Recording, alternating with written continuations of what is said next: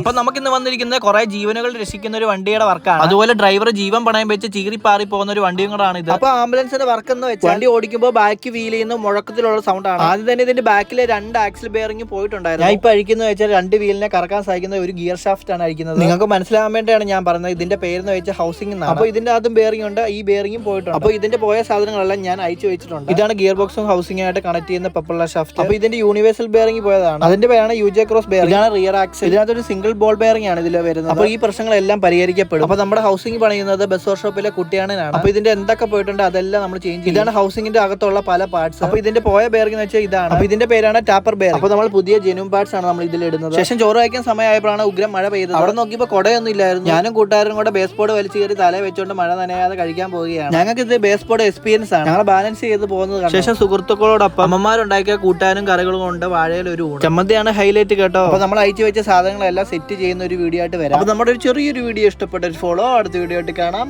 By.